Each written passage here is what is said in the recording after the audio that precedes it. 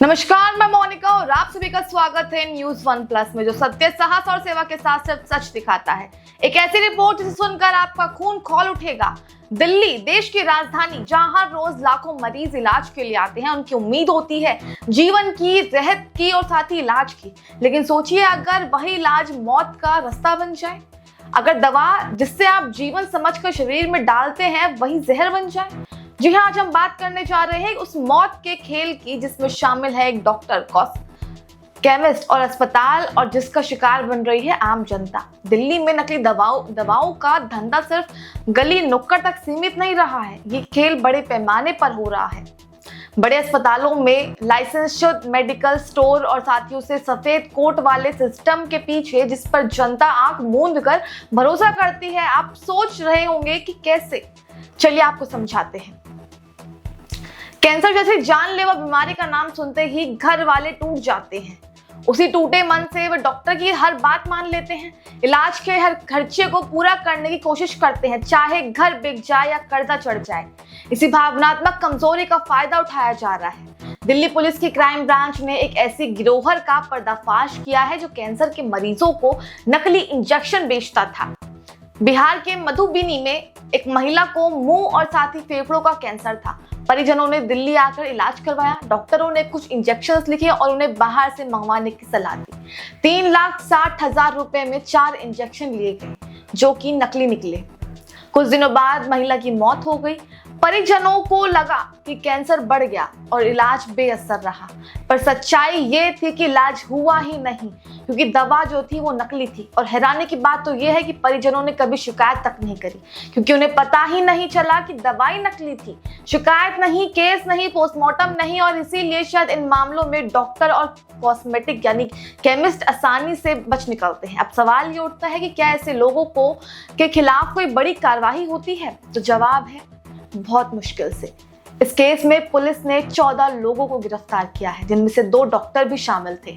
इनपे से आईपीसी की धारा 308 साथ ही गैर इरादतन हत्या की कोशिश का मुकदमा दर्ज करवाया गया है। लेकिन असली सवाल तो तब उठता है जब ये पूछा गया, जब मरीज की मौत हो गई है तो गैर इरादा हत्या यानी आईपीसी 304 क्यों नहीं लगाई गई?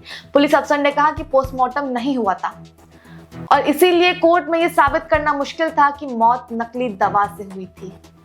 यही एक तकनीकी खामी बन जाती है अपराधियों का बच निकलने का रास्ता।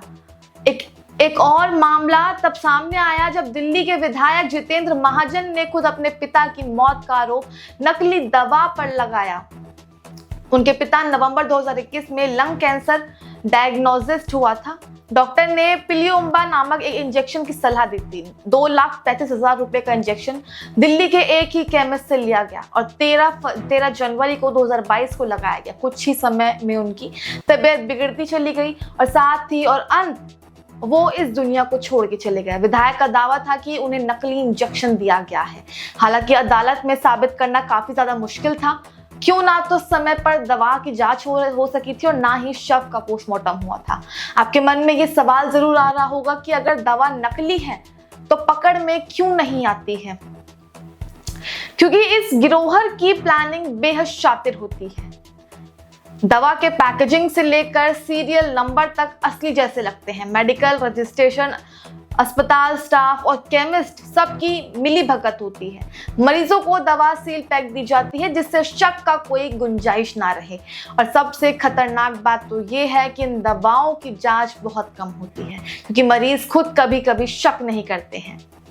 तो अब सवाल एक बार फिर उठता है कि आखिर हम करें तो करें क्या, क्योंकि इस लड़ाई अब हमारी सुरक्षा की है। दवा हमेशा रजिस्टर्ड केमिस्ट से ही लेनी चाहिए।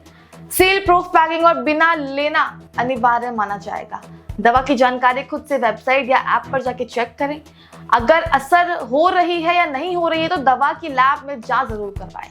और सबसे जरूरी, अगर शक हो तो एफआईआर दर्ज करवाएं, क्योंकि जब तक हम शिकायत नहीं करेंगे ये खेल बंद नहीं होगा। आज इस रिपोर्ट के जरिए हमने आपको बताया कि कैसे इलाज के नाम पर मौत का सामान बेचा जा रहा है। ये सिर्फ एक खबर नहीं है, ये एक चेतावनी है, क्योंकि कल शायद ये कहानी आपके घर में दोहराई जा सकती है। इसलिए जागिए, सवाल उठाइए और सिस्टम को जवाबदेही बनाइए, क्योंकि जिंदगी से बड़ा कोई प्रॉफिट नहीं हो सकता है।